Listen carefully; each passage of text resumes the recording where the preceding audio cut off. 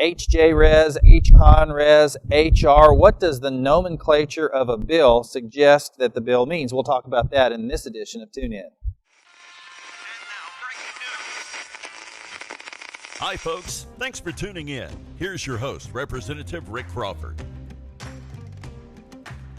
And we are back for another edition of Tune In. I am your host, Rick Crawford, your representative as well from Arkansas's 1st Congressional District. And we've had some calls about what we would call the nomenclature of legislation. I'm going to explain a little bit about what that means, but it can be a little confusing. It's as simple as this. If you want to run a bill to name a post office, if you want to run a bill to congratulate your state champion football team, any number of things that you might want to do. You want to amend the Constitution? We can do that too. But let me tell you a little bit of story that sort of led us to this edition with some confusion from back home. Last month we got a call from a gentleman wanting to know my position on a particular bill. He cited H.R. 590. So we looked up H.R. 590. As it turns out, we sent him a letter containing information on that bill. He was very specific in asking about H.R. 590. Turns out H.R. 590 is a human rights bill. After we received the letter, he wanted to know where we stood on that particular bill. And I'm not sure he was pleased with our response. And so we did a little further checking, and what he was really asking about was a POW affairs bill. So instead of, H-Con Resolution 590, I believe he was actually referencing H.R., which is House Rule 590, and they're not the same. And we're going to get into some details about why they're different. He thought H.R. and House Resolution were the same thing, and that caused the confusion. So what are the different types of legislation that can come up in the House of Representatives? Well, there are two types of bills. Bills that are most commonly people think about when they think about legislation. They're generally speaking H.R., that's House Rule, and then in the House and in the Senate it's just S.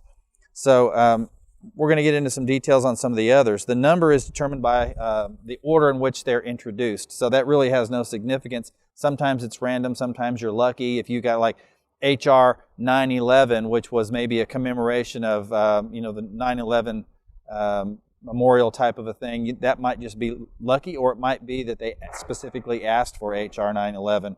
But one of the last bills I introduced was H.R. 4033, and it was called the Refugee Relocation Security Act, which allows each state to deny the entry of refugees if that state thinks it may be too dangerous to do so.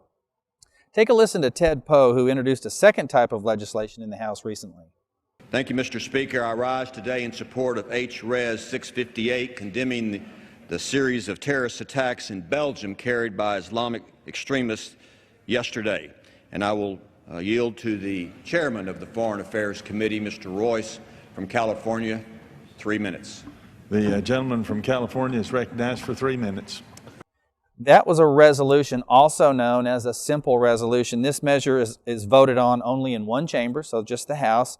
And the Senate can do the same thing, but these resolutions, simple resolutions, are just voted on in each respective chamber. They're used to express a sentiment of a particular chamber. For example, in Ted Poe's resolution, it condemned in the strongest terms the terrible acts of violence in Belgium.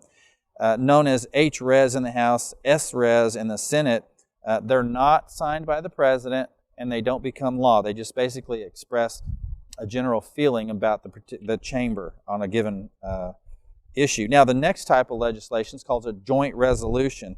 As the name implies, joint resolution involves both the House and the Senate, and it's usually used for general matters, designated HJ-Res in the House or SJ-Res in the Senate. Joint resolutions may be signed by the President and have the force of law.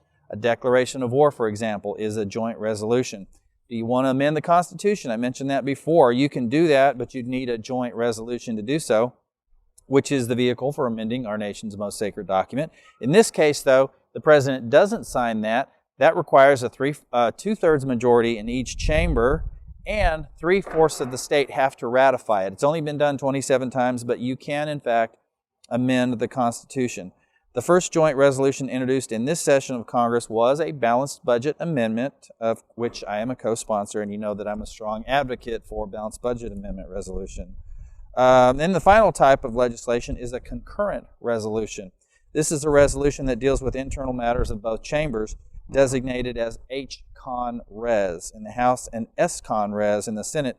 A concurrent resolution must be passed by both chambers It's not signed into law by the president and does not have the force of law. Let me give you an example of a concurrent resolution. Would provide for a recess or an adjournment of either of the two chambers that lasts longer than 3 days. That does require a resolution. And also requesting the use of common space, for example, the Capitol Rotunda. If you had an event there that you wanted to host, you would have to get it approved through that type of resolution. A good example in this Congress was H-Con Res 31 and 32, which allowed for temporary adjournment of both houses. So that's basically a look at all the nomenclature of the bills, and I would refer you to congress.gov if you ever want to research a bill. And when you want to call our office or email our office or send us a fax asking for a particular position on a piece of legislation, make sure you reference it as the proper nomenclature, not just HR, but H-Con Res or HJ Res or whatever, and that'll help us avoid confusion in the future. You can also see this stuff on C-SPAN is a great source as well. That's going to do it for us in this week's edition of Tune In. Here's a look at this week's vote check. Until next time, have a good one.